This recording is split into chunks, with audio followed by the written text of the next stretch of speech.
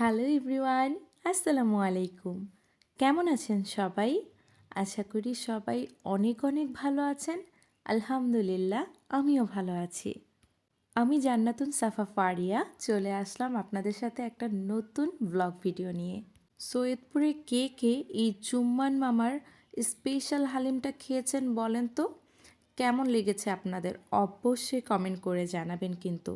ফেসবুকে এবং মানুষের মুখে এত এত রিভিউ দেখে আমিও লোভ সামলাতে পারিনি, তাই চলে গিয়েছিলাম হালিমটা খেতে। পাশাপাশি আমি ফার্স্ট টাইম ট্রাই করলাম ভেলপুরি। সৈয়দপুরে এই ভেলপুরিটারও অনেক রিভিউ দেখেছি ফেসবুকে, তাই ভাবলাম ট্রাই তো করতেই হবে, তাই না? শহীদ জিকরুল হক রোডে এই ভেলপুরির দোকানটা। আমি ফার্স্ট টাইম ভেলপুরি ট্রাই করলাম, আমার কাছে যথেষ্ট ভালো লেগেছে। মানে সবসময় তো ফুচকা খাওয়াই হয়, হঠাৎ হঠাৎ এটাও পাশাপাশি খাওয়া যাবে, বেশ ভালোই লেগেছে আমার।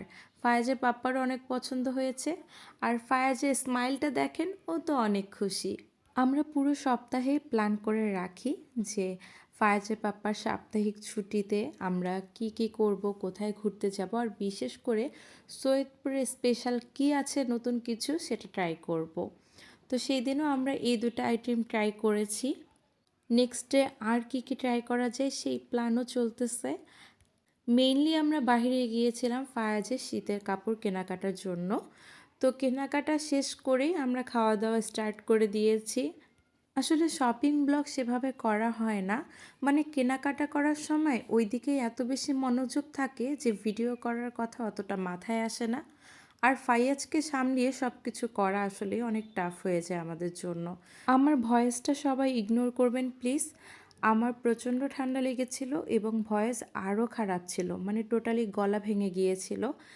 এই কারণে আমার ভিডিওতে ভয়েস দিতে এত লেট হয়ে গেল। ভিডিওগুলো বেশ কিছুদিন আগের। যাই হোক, দেখেন আমরা ভেলপুরিটা খাচ্ছি, আমাদের কাছে বেস্ট লেগেছে। মানে ফুচকা অ্যাজ ইউজুয়াল সবসময় খাওয়া হয়, হঠাৎ একটু ডিফারেন্স পেলাম, ভালোই লাগলো। ফাইয়াজ অনেক খুশি, ও তো বারবার শুধু বলবে লাইক করো লাইক করো। আচ্ছা, অরিজিনাল ভেলপুরি কি এটাকেই বলে বলেন তো? টক দিয়ে কীভাবে খেতে হয় আমার আসলে জানা নেই, কারণ আমি এর আগে সেভাবে ভেলপুরি খাইনি। ভেলপুরিটার দাম একদম কম ছিল, মাত্র 30 টাকা প্লেট। সেই হিসেবে খেতেও তো বেশ মজা। আর সবচেয়ে যেটা ভালো লেগেছে, তাদের একটা সিটিং স্পেস আছে। আমার আসলে রাস্তায় দাঁড়িয়ে কোনো কিছু খেতে একদমই ভালো লাগে না, তো একটা বসার জায়গা আছে, এটা দেখেও মনে হয়েছে না এখানে বারবার যাওয়া যাবে। দেখেন আমি কিন্তু বেশ মজা করেই খাচ্ছিলাম। আমি কিন্তু কোনো ফুড রিভিউ করি না, আমি যেসব জায়গায় ঘুরতে যাই, খাওয়া দাওয়া করি, সেই সব কিছুই আপনাদের সাথে শেয়ার করি। আমরা রাস্তায় দাঁড়িয়ে হালিমটা খাইনি, পার্সেল করে বাসায় নিয়ে এসেছিলাম। হালিমটা খেতে বেশ মজা, বাট ঝাল ছিল অনেক, কিন্তু ঝাল ছিল বলেই হয়তো এত মজা লেগেছে। এখানে 2 বাটি দেখতে পাচ্ছেন, 2 বাটি 150 টাকা দাম নিয়েছিল। দাম হিসেবেও খারাপ না, খেতে বেশ ভালো লেগেছে। আর এই যে এত এত দুধ দেখতে পারতেছেন, এগুলো সব হচ্ছে আমি ফায়াজের জন্য নিয়েছি। ফায়াজ যেহেতু আলহামদুলিল্লাহ এখন গরুর দুধ খাওয়া স্টার্ট করেছে, ফিডারে করে খায় এখনও, তো আমি ওর জন্য একেবারে বেশি করে দুধ নিয়ে আসি।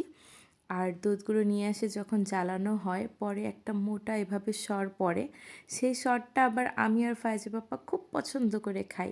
এখানে আমি অনেকগুলো বক্স বের করে নিয়েছি, এক একটা বক্সে করে একদম ডিপ ফ্রিজে দুধগুলো রেখে দিই, প্রতিদিন একটা করে বক্স বের করি। ফাইয়াজ তো মহা খুশি, ও বারবার বলছে কে খাবে এই মিল্কগুলো, কে খাবে?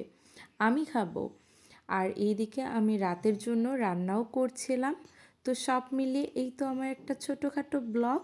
কেমন লাগলো ভিডিওটা অবশ্যই কমেন্ট করে জানাবেন। আল্লাহ হাফিজ সবাইকে।